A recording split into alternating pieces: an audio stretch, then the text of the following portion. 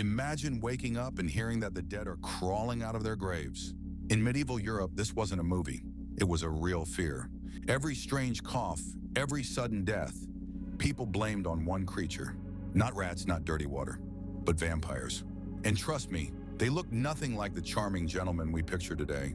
The vampire story we know didn't start in fancy castles. It started in small villages of Eastern Europe. In Poland and Ukraine, medieval texts already mentioned the upir, a blood-drinking spirit. But it was the Balkans, places like Serbia, Bulgaria, and Romania, that made the vampire infamous. In 1725, a Serbian farmer named Peter Plagojevich was accused of rising from the grave to attack his neighbors. Villagers dug him up, found his body too fresh, and drove a stake through his chest. Austrian officials were there and even wrote a report. Imagine filing paperwork on vampires. Just a year later, another case hit Serbia. Arnold Powell. He was blamed for multiple deaths after his burial. His body was also dug up, suspiciously intact, and executed again, this time with fire. These stories spread through the Austrian Empire, especially Vienna. Newspapers in Germany and France picked them up, turning local panic into European gossip. By the 1740s, even London coffee houses were debating Serbian vampires over tea. Enlightenment thinkers like Voltaire mocked the stories, but the word vampire was now famous. So in Eastern Europe, corpses turned into vampires through fear and ritual. And thanks to Austrian reports and European newspapers, the legend went global.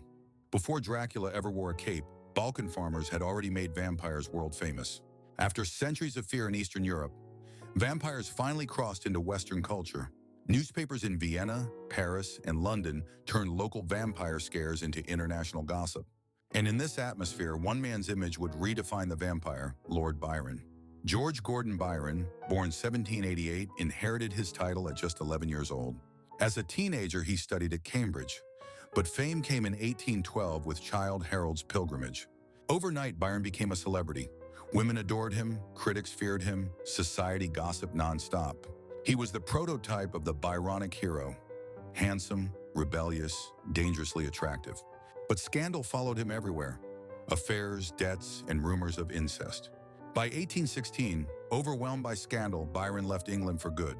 That summer, he stayed at Villa Diodati near Lake Geneva in Switzerland. A rainy season kept everyone indoors, so they invented a ghost story contest. The guest list was insane. Byron, Percy Shelley, Mary Shelley, and Byron's physician John Polidori. Mary Shelley wrote Frankenstein. You might have heard of it. Byron sketched a vampire fragment, a dark, seductive predator. And Polidori? He took the idea and ran with it. John William Polidori was born in London in 1795 to an Italian family.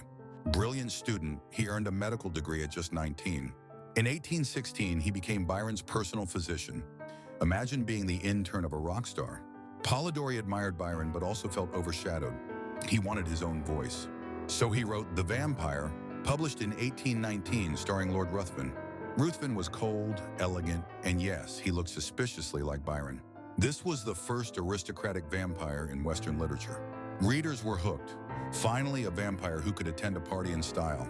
The story spread fast, translated across Europe, giving vampires a makeover. Vampires were no longer filthy corpses, they were stylish predators.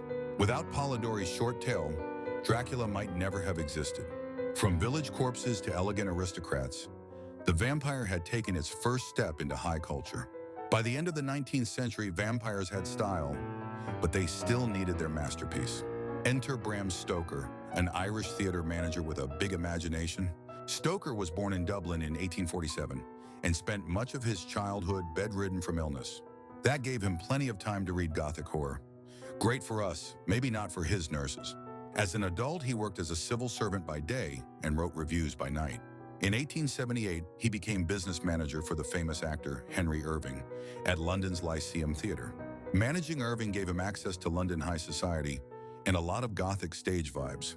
Meanwhile, he wrote a lot. His magnum opus, Dracula, published in 1897. Dracula wasn't just another vampire, it was the vampire. The Count was cold and monstrous, yet noble and aristocratic. He lived in a Transylvanian castle, a place both exotic and terrifying to Victorian readers. Dracula traveled to London, mixing horror with the fear of foreign invasion.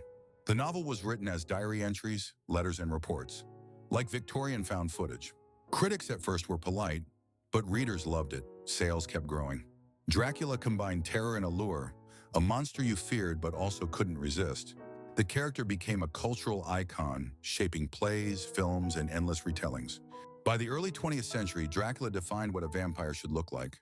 No more faceless corpses. Now it was capes, castles, and aristocratic menace. Dracula also set the stage for cinema. Without him, there'd be no Nosferatu or Bela Lugosi. Stoker himself didn't get rich. He died in 1912, mostly unrecognized. But his count outlived him, becoming immortal in every sense. Dracula wasn't just a novel, it was a blueprint for every vampire story after. Every cape, every fang, every castle, we owe it to Bram Stoker. From sickly boy in Dublin to creator of an immortal icon, now that's Gothic destiny. And that's how Dracula gave the vampire its classic form, terror wrapped in elegance. After Stoker's Dracula, it was only a matter of time before vampires hit the silver screen. Their first big moment came in 1922 with the German film Nosferatu. Count Orlok wasn't elegant. He looked like a rat that skipped charm school. Then Hollywood stepped in. In 1931, Bela Lugosi gave us the first gentleman Dracula. With his cape and accent, he made audiences swoon. Terror now came with charm. Later, actors like Christopher Lee made Dracula taller, colder, and maybe too attractive. By then, vampires weren't just monsters. They were movie stars. Each new film stripped away the rot and added more allure. Cinema turned the vampire into a legend that audiences feared and secretly desired, which set the stage for the late 20th century, when vampires became tragic, romantic icons. By the late 20th century, vampires had stopped being just villains. Thanks to author Anne Rice, they became lonely, tragic, and painfully human. Her 1976 novel, Interview with the Vampire, gave us Louis and Lestat. Louis was tortured by guilt. Lestat was charming and cruel. Readers loved it. The series sold millions, proving vampires could be deep. In 1994, Hollywood adapted it into a film with Tom Cruise and Brad Pitt. Suddenly, vampires weren't just scary, they were heartbreakingly beautiful. Then came the 2000s, and with them, a new kind of vampire fandom. Stephen E. Meyer's Twilight series made vampires young, hot, and very sparkly. Edward Cullen was strong, eternal, and madly in love with a high school girl. The books and films exploded worldwide, turning vampires into pop idols. For some, this was the final proof. Vampires had gone soft. Either way, vampires had traveled far from their plague-ridden graves. Now they symbolized eternal youth, forbidden love, and tragic beauty. Fear was still there, but it came wrapped in romance. From monsters in the grave to idols on posters, what a journey. Vampires had finally become what Byron hinted at, seductive gentlemen of the night. So that's the story of vampires, born in graves, reborn in novels, and immortal on screen. From disgusting corpses to seductive gentlemen, they've mirrored our fears and desires. Maybe that's why vampires never die. They keep becoming what we need them to be. And who knows, maybe the next version is already waiting in the dark.